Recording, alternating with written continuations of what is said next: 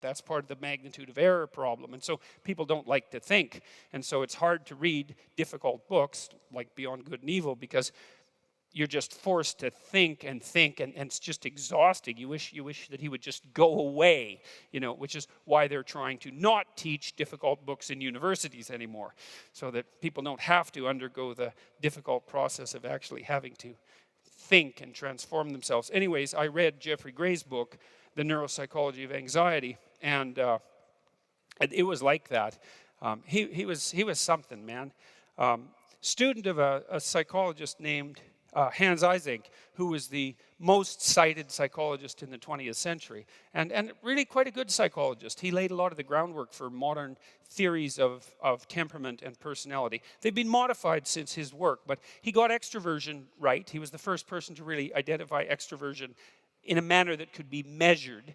Carl Jung actually invented the notion, but Eysenck figured out how to measure it, which is a big deal. And he also noted that there was another important personality dimension, neuroticism, which is the tendency towards negative emotion. And he got that right too, because that actually happened to be the case, and he figured out how to measure it. So Eysenck was the first person who really established conceptually the fact that we have two fundamental emotional systems, one positive and one negative, that they're not opposites exactly. They're actually separate biological systems. So some people can be extroverted, which means they're quite happy and assertive. They smile a lot, they laugh a lot, they tell a lot of jokes, they like to party, they always like to be around people. That's an extroverted person. And they can also be unhappy, worried, anxious, depressed, frustrated, disappointed. I mean, living with someone like that's quite a trip because they're just all over the place. But, but there are people like that because you can be high in negative emotion and you can be high in positive emotion, or low in both, or whatever. And it's useful to know that. It's useful to know that about your partner and about the people around you. And if you are interested in this sort of thing, by the way, I have a personality test online at understandmyself.com, and you can go there, and it takes you about 15 minutes, and it gives you 5 dimensions of personality: extroversion, neuroticism, that's positive and negative emotion; agreeableness, which is it's probably the maternal instinct dimension, but at least it's the variance between compassion and competitive aggression. It's something like that, and that looks like a continuum. And there's another dimension, which is trait conscientiousness, which is integrity and dutifulness, orderliness, industriousness. And then finally, the 5th dimension, which is openness, which is like a hybrid between intelligence, roughly, and creativity. And so you can go there and find out how you compare to other people. And that's kind of interesting and useful, because it's kind of useful to know who you are. And to know that that's actually who you are, that you have a nature. And some of that stuff's movable, but it's not as movable as you think. And the farther you want to move it, the harder it is to move. Like, you can take an introvert. You're an introvert if when you're around people, you get exhausted by it and you have to go off by yourself and recover. Then you're an introvert.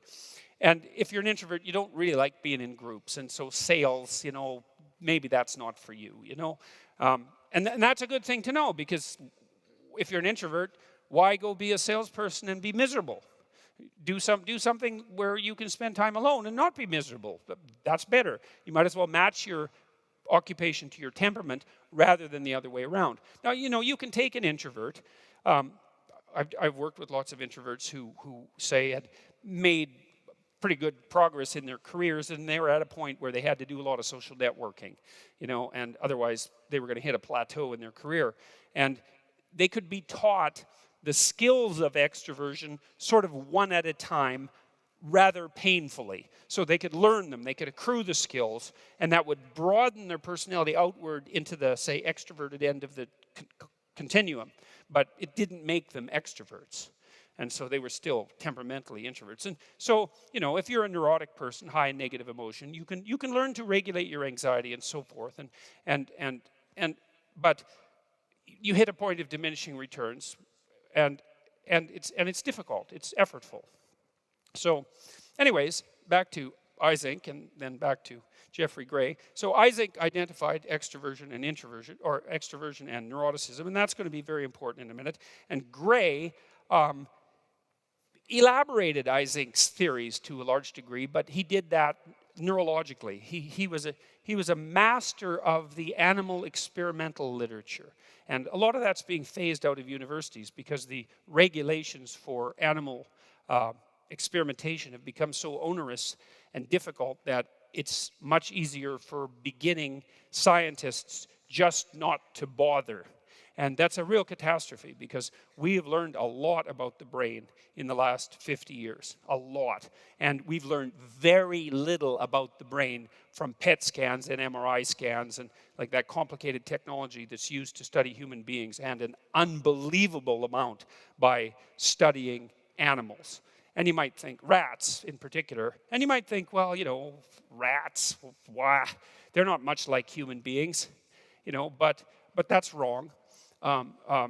You share, I don't know what it is, 98.5% of your genetic structure with rats. Some of you probably more than that.